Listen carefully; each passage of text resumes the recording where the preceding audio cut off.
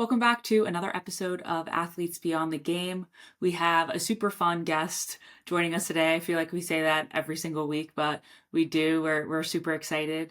We are going to be talking to Christina McHale. She is a former / current professional tennis player from New Jersey. She had a very long, decorated career that spanned from 2006 to 2022 when she initially retired. She is an Olympian. She is a former top 25 singles player on the WTA tour. And after 2 years off of tennis and kind of transitioning to life after her career, she has decided to make a comeback. And so we are super excited to talk to her today about her transition to life after professional sports and, what she has taken with her as she embarks on this new journey of competing again.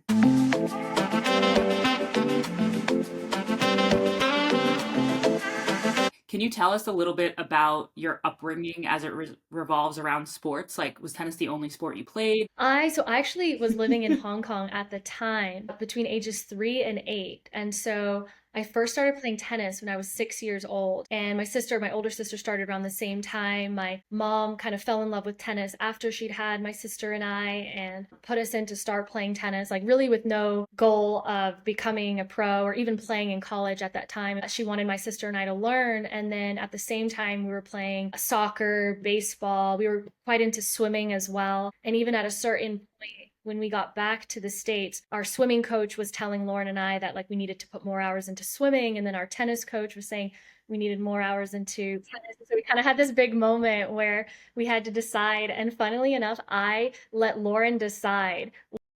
What sport you guys were going to play? I was going to say, Honestly, did at you the guys want to time, play different I was sports? that That's like funny. classic younger sister that just wanted to be hanging out with their older sister and not feel left out. And so I let her make the decision. I always say like I probably would have gone back to tennis had she chosen swimming, but I literally left it in her hands.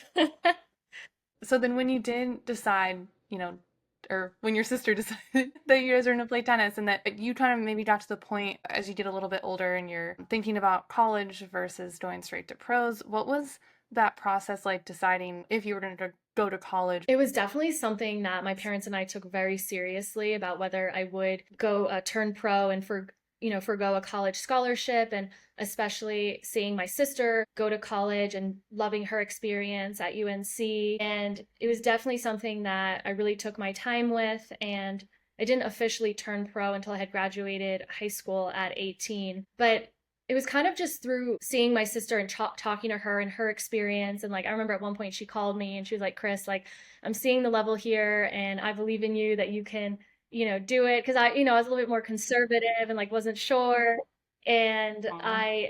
yeah, no, I just remember it was such a big deal and kind of process. And, but it was kind of like freeing once I had made that decision. Like I fully committed to my pro, and it was always my dream. So I was just kind of Mhm. like, just having the belief to go out and do it. Was there a school that you were like verbally No, I committed never to? verbally Like, was it committed to UNC? a school. I'd kind of been chatting with a few. I didn't actually even take my SATs. So Neither did I was, I.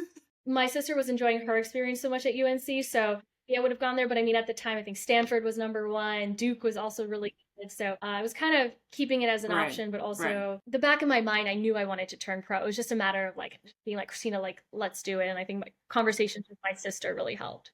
That's awesome that you had her to kind of lean on, and she was 2 years older going through the college process, obviously playing the same sport. Like, it definitely For probably was nice to have her. So as she was in school, she's 2 years older than you, so she was probably in her sophomore, junior year. As you're kind of playing at the beginning of your career, was there ever a moment where you kind of wished like what it would be like if you did go to college and you weren't playing, or were you I like, think like I made the right I felt decision? pretty confident that I had made the right decision, even though like it was kind of, you know, even though it felt like maybe looking back, like I had success right away, there were still a couple months after I turned pro where it was complicated. But I think I kind of got the best of both worlds because I was able to go and visit my sister at school. And so I got to experience a little bit of that. And then I got to watch some of their matches. And so I do feel like I got a little bit of a real college experience. I know, right? Honestly, this whole podcast Thank so you, far is just like Lauren. glowing I Lauren. love that. She, It's just Lauren. So then when you were traveling around the world playing tournaments And you said you were 18 when you decided to go pro officially? Okay, so you're doing this full time, and what was it like traveling and being ranked in at the time top 25 in the world, Yeah, but that's a still great as a question. teenager? It was weird because it like kind of I just felt like I was just kind of, working really hard, and it didn't feel like it happened overnight, but it kind of like looking back, it was like, oh wow, I did kind of have, a lot of relative success early on. And I just had a really good team around me, I felt like at that time. And I was enjoying myself a lot, and everything was new, going to a lot of these tournaments for the first time. And, it just kind of was like, okay, wow, I've just gone past this and now I'm moving on to this. And it was just kind of everything kind of flowed. And it wasn't something like that I was so set on achieving certain things. Like, honestly, a lot of things just kind of happened. And I was like, oh, wow, it kind of surprised me at times. Like, oh, wow, I'm here. I'm there. Like, yeah, it was just kind of a natural progression. Yeah. So like did having obviously looking back it's different than like when you were in the Yeah. moment, right?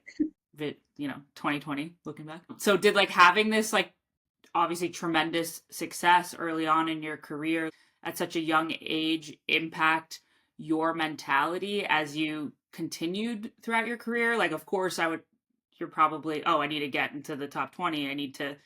You had achieved X ranking. It's like, how did that kind of impact you I moving think forward? it had some positives and negatives. I think the positive was that it did kind of affirm to me that I had made the right decision turning pro, and I was, it gave me belief in myself and confidence that I could compete with the best in the world. And I did feel like I belonged. But then I do think on the flip side, kind of as the years went on, and maybe I did feel like I was improving my game, but then the game is also growing. And so, what was good enough at a certain year is no longer good enough. And so it just kind of, I think I had this sort of feeling in the back of my mind, like I need to get back to this ranking and I need to go above. And it kind of a little bit, I think, took maybe some of the joy a little bit out of it in some of those years where I felt like maybe I got, really set on trying to get back to where I was before and not just kind of taking each moment as it was and just continuing to just work on my game and let things take care of themselves. Hindsight, right? I'm like, can I go back? Yeah. And Hindsight's 2020. yeah. I feel like I have So, all this knowledge now. well, well, I mean, kind of backtracking a little bit, but I'm just really interested in I mean, because I can imagine when you're, especially at, being young and still a teenager, early 20s, and having the success, being on a big stage, like I can imagine there's a lot of pressure with that. So how did you talk about your mindset a little bit? Like, I'd love to know kind of what your mindset was at the time, just having this success, I mean, I relatively think early on. I got a good team around me, and I felt like we kind of were just in the mentality of like we are just going to be working every day. And so things kind of the results at that point I feel like just kind of took care of themselves a bit, and we set like sort of small goals every day. And I feel like my personality too is kind of not to dwell too much on what's happened. Like, I'm always thinking about how can I improve and what else can I do. And so it was just a very sort of just an approach of like, got to keep going, got to keep working, got to, so it's just, and that kind of, uh, I think helped to a certain degree. And then also maybe,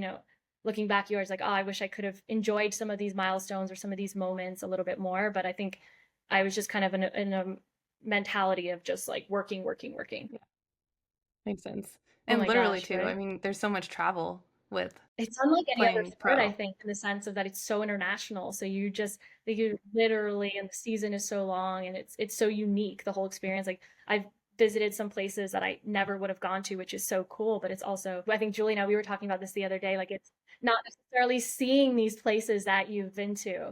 Yeah. It's like we've been to all 100%. these countries, but we really Yeah, haven't. Like we've been to I've the seen the tennis courts, courts. Yeah. we've eaten something. The beginning, you're like, I don't Yeah. want to get tired. I need to be rested and all these things. And then you get to a point where you gain perspective and you're Right. like, I'm at these cool places. I might as well see it. And I actually think it helped me by doing things more Right. off the court. But still, you never get to see them as much. Yeah. I agree. I had a coach who when we would travel together, she was like, I don't every country we went to, she was like, on a day off, we're doing something. Like we're going to see something in this country or this city that we're in. And it definitely helped. Yeah. It I definitely had a coach helped. who did the same thing. And I agree. It was so nice because it took some of the pressure off. And now you can look back and think about the And the places you places did that I actually still need to see see. I'm gonna make outside of the. Yes. Yeah. Yeah. We're like, we have to go back. Was there a point when you kind of had that realization of wanting to like kind of see the places that you're at? And I know you talked about it being a little bit of a way to take pressure off, or was it just I something think you it was kind of definitely a slowly couple started to years do? after being on tour. And I think just kind of with maturity and then sort of you are going back to some of the same places. And so you kind of just realize you realize too, there's more to life than necessarily just tennis and these results. And, you're going to go crazy if you're literally just spending so much time in the hotel room and there's these beautiful places that you should be going to see. Right. Yeah. For sure. So then I'd love to know, tell us your most memorable sports story from your career. But the experience has to be something related to either overcoming adversity in some way, or maybe It's something that funny you because I learned from. just had to think about this I gave this talk recently, and it was kind of literally on something that I've overcome. So I'll use the same example, but it kind of was a good reminder for me, especially with kind of like where I'm at right now and going through, yeah, like a new phase. So I played a match at the French Open and I was up 5-0 in the third set. And I end up losing this match 9-7 in the third set. Like it was absolutely dramatic form. And I was devastated. I remember this was early on in my career and I was like devastated beyond like belief. But thankfully, to my coach's credit, we went and played a tournament the next week and sort of just got past that devastation sort of and like right away. And I think that was a great lesson for me to learn early on, was that to kind of, as much as I can, like put myself back out there, back into that position that, you're afraid to fail again. And so I kind of took that mentality throughout definitely wasn't the first time I blew a lead like that. So I had to come back to that a lot. We've all been there. Oh, yeah, We've all been there. many times. But it's a nice lesson to like think about, I mean, tennis in particular, how many life lessons we learn on the tennis court. Like I don't think I ever really realized until maybe like a year ago when I had friends who are much older than me coming to me, asking for advice. And I was like, I've dealt with this. I dealt with this for the past 10 years. And like, it's kind of crazy to think that a sport has taught you all these life lessons and like you have experience in overcoming certain obstacles and challenges. So I love that. Were there specific, because Julie and I have talked about this a little bit of just like things we would tell ourselves in different, match scenarios, but did you have something that you would tell yourself like in a match or at a point when either you were feeling the pressure or nerves? I had to remind myself to breathe. Like, honestly, and I'm still having to remind myself because when I get stressed on the court, it doesn't necessarily manifest in like outward, like breaking the racket or even like yelling or anything. Like I kind of hold it in. Like I'm literally the most shallow breathing. And so now I had to Yeah. like honestly, just reminding myself to take a deep breath and it can I get just that. allow my brain to start thinking properly. But I literally just had this the other day and I'm like, I literally need to like write on my wrist, breathe so I can remember that. Breathe. Yeah, things That's simple. a good one. Yeah. That's a good one. Yeah.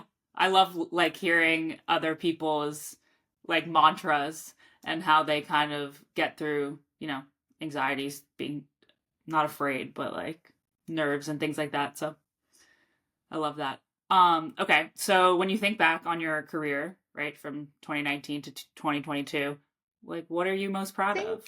I think going to the Olympics was something that I never even dreamed of. Like it was never even on my radar. And I think got to appreciate it more as I started playing on tour and kind of realizing just how hard it is to get there. And so I kind of, especially now too, afterwards, just like there's a whole network of Olympians and kind of I went and did this program after the fact with other former Olympians that were transitioning out of their sports. And so it's just, and they also assisted with my schooling that I did. So it's just like such a nice network. And even just the experience of being there, I think it all kind of felt like a blur at the time and it went by quickly. But when I look back on it now, I have such amazing memories of it, and especially the opening ceremony and kind of just walking with all of Team USA and just kind of the chills of it all. And so with with each year, I feel like I just appreciate it more and more.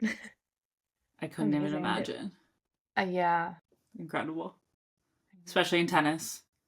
Yeah. You know. Did it feel different, like playing at the Olympics, like when you're actually on the court playing? Like, was there a different, I don't know It the was right weird word, because we like were still vibe? at Wimbledon, so I'm like, this feels, we were wearing color too. So I was like, this feels so Right. weird.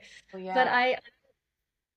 right? I Oh don't know. yeah, I I love forgot the about experience. Like, that. I feel like I'm very patriotic, and Yeah. so any chance I got to play Fed Cup or, represent or junior Fed Cup or things like that, I always cherish that experience. And honestly, just being around some of the other athletes, and I have so much respect for how much effort and, it takes to get to the Olympics, and especially the sports that literally the epitome of their sport is the Olympics, and every 4 years and all of that. I mean, I could not even Yeah. imagine the pressure Yeah. of that. And so even, all the Olympics since, I feel like I'm glued to the TV, and I am just such a big, supporter of Team USA. That's awesome.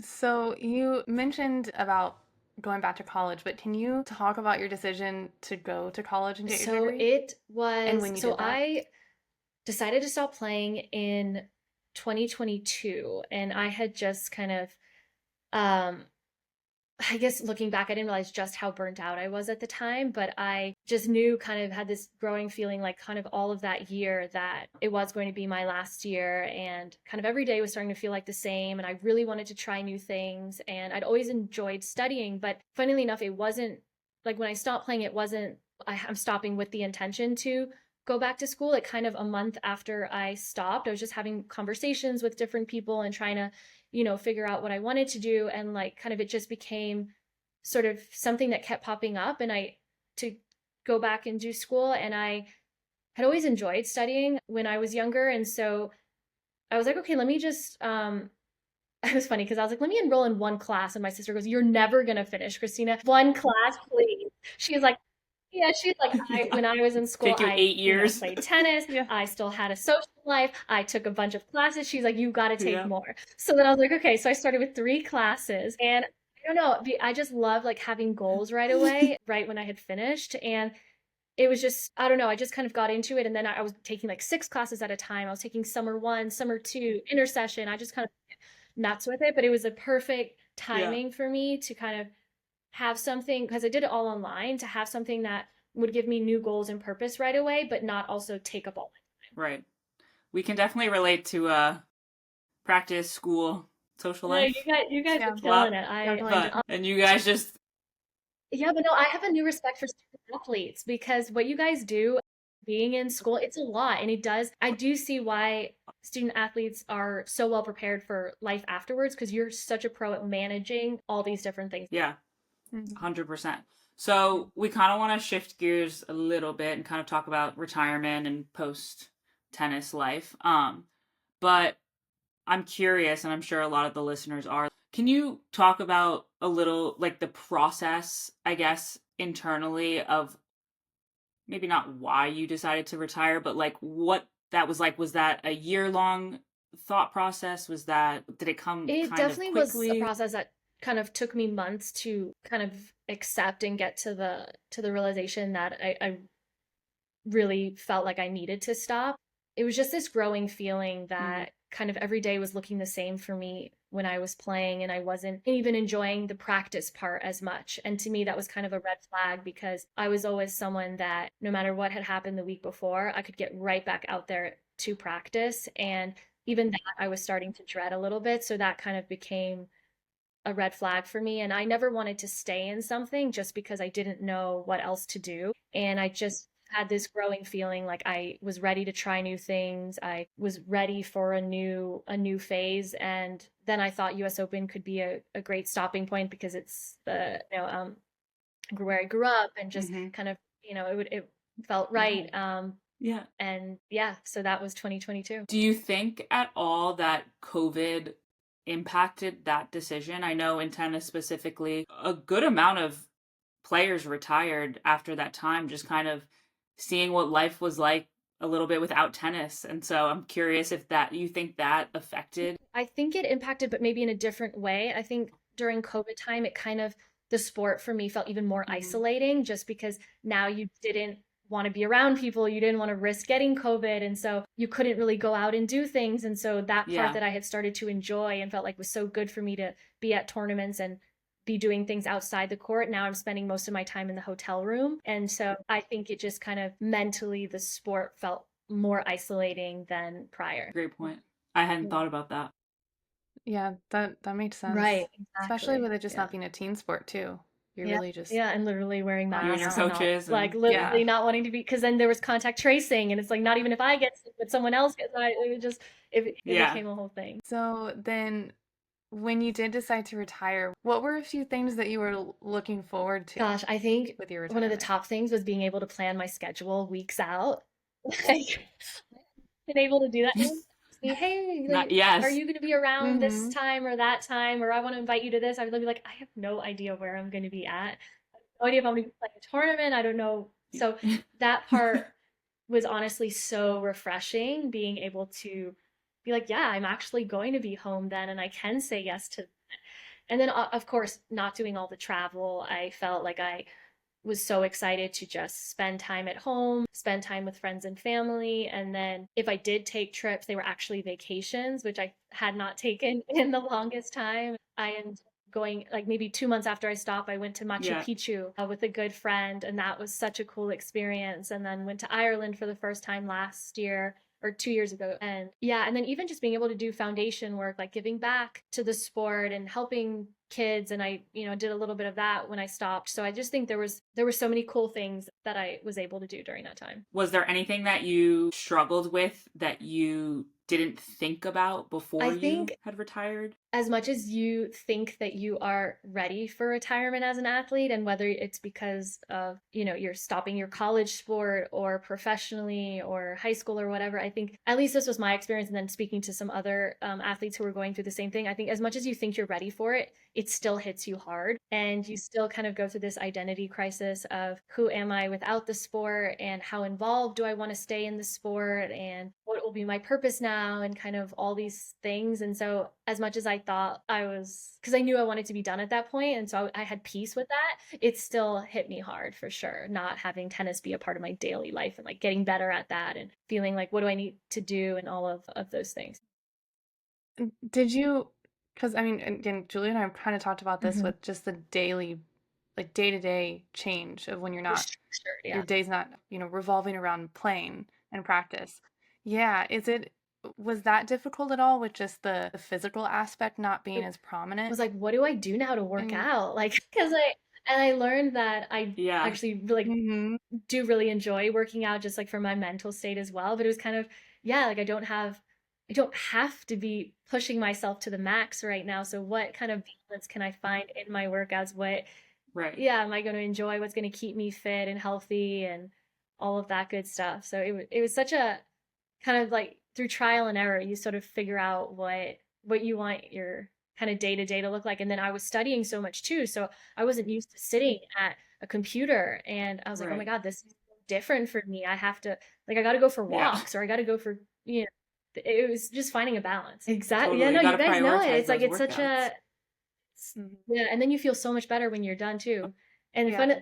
funnily, during some of my time, my sister started work pretty early, and so then she was going for these 5 a.m. at Barry's, and or no, sorry, we would wake up at 5, and the workout class started at 5:50, and sometimes I started going with her at this time, and it'd be like snowing, it'd be dead winter, pitch black, and I'm like, what am I doing up at this hour?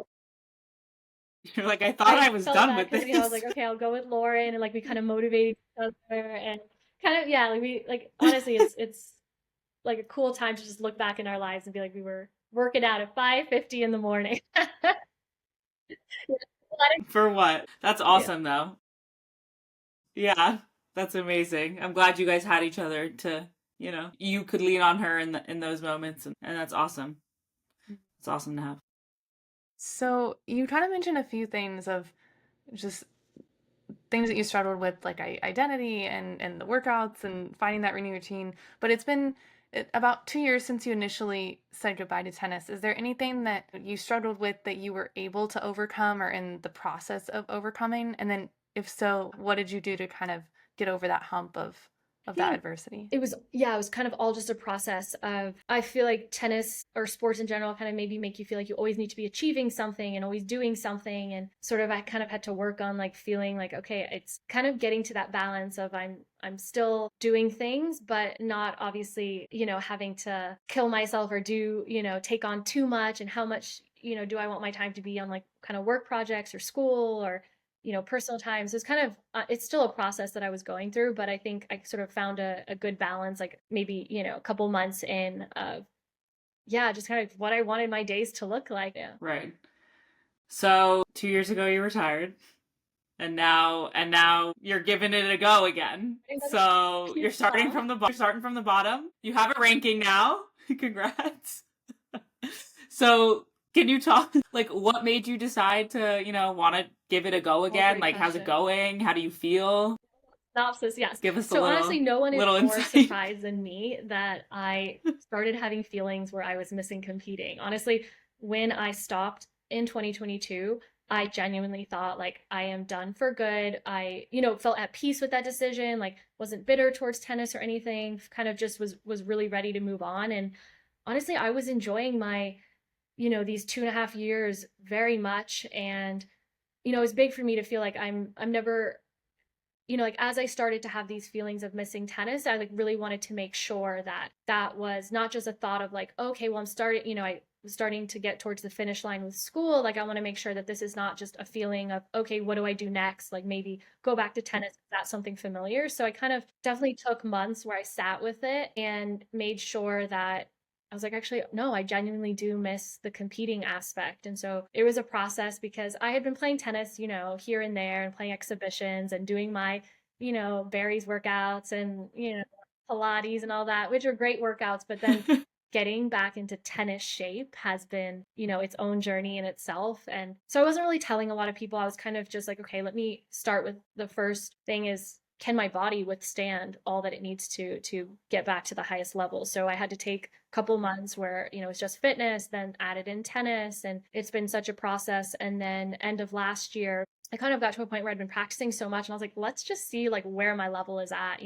I'm feeling like I'm, at a good spot, but obviously 2.5 years without competing, like you just kind of need to pull the cord at some point and be like, let me go test myself. So I did. I played 2 tournaments in November and December of last year, which were really helpful and kind of also reaffirmed to me that I do enjoy the competing aspect. And then on the other side, it also showed me like what a challenge this is going to be, that this literally starting, from Yeah. scratch. I've been lucky to get some wild cards into, the ITF USTA events, which has been very helpful. And I played 2 events so far this year, which also kind of showing me what I need to continue working on, what adjustments I need to make. And it's definitely going to be a challenge, but I'm still up for it at this point. Yeah. I love to hear it. Yeah. So just curious about time frame. Like what when you decided, okay, I'm gonna start training, I want to make a comeback to the when you played your first tournament, what was the length of time that you trained before you So started I competing? started having the feelings of wanting to compete again sort of early last year. And then I was still focused on graduating. So I was like, okay, I graduated in May. And then maybe at that point started to kind of on my own still do a little bit more fitness and hit a little bit more, but nothing structured at that point because I still had mentally had put in so much into graduating. So I definitely knew I needed some time kind of the whole summer. And I was still, yeah, doing a little bit more than I had been previous. But I would say September was when I really got, my team together and we started really putting in the work and doing, lots of fitness, and the tennis sort of had to like build up the sort of, yeah, like making sure I don't injure myself and all of that. And so I think it was about like 3.5 months of intense when then I played my first event. Yeah, nice.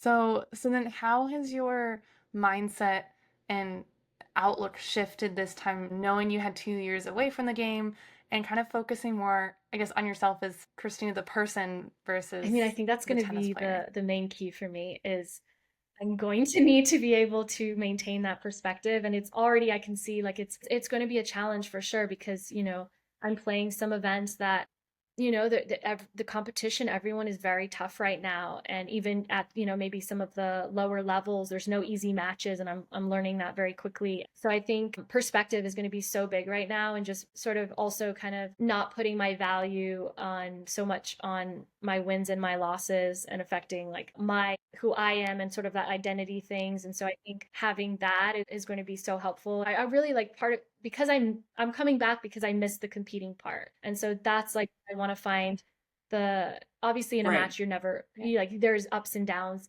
and how you feel, but like that's what I'm coming back for. That's the feelings that I missed. And I think the success will kind of take care of itself if I'm putting in the work. And I told myself like I don't have to do this. I'm doing this because I want to. And so a big part of it is making sure I'm enjoying this comeback. I think that's awesome. I mean, I think it's super unique and cool that you're able to step away for a few years and you learn who you are, right? You play tennis your whole life. You had no idea who am I without this sport, and like now you have the opportunity to play because you love it and you want to, and you want to compete. And I think, as long as you keep the outlook, Yeah, I've told sky's the Julie limit. she's gonna help me. She's gonna It's help me cool. keep Yeah, this perspective. of course, So I'm here. Yeah. I think it's cool though. Like you do have, like you gain perspective being away from the sport. Mhm. You can keep that while you're I still do competing. some of the things that I took for granted while I was playing, because after year, I didn't really take many breaks. So I think I'm like, yeah, like we get to travel the world, we get to play matches. Like it's a pretty cool thing that we get to do. And obviously there's so many ups and downs that come along with this, but I think I gained a new appreciation for like competing in general. And so that's what I missed, and that's where I'm at right now. Thank you guys. I You're gonna love have to it. I can't wait to watch. you're gonna have to Me come to too. a tournament. I'm I'm gonna def I will. I will Hey, go to a 35K. and you gotta I put don't in care. yards at the We'll smaller go. events. Of course. I don't care. I'll sit on a bleacher. I don't care. Yeah. I'll stand. I don't care. I literally don't care. I'll bring you You can bring our folding own chairs. chairs. Yeah. Yeah. Yeah, I'm Mhm. there. Okay, well, just to wrap up, like if you could give like a piece of advice to an athlete who is maybe just about to graduate college or, retire from their sport, like what is something that you could kind of give them to help them through the transition that they're about to be on Gosh, or that's a good currently going through? question.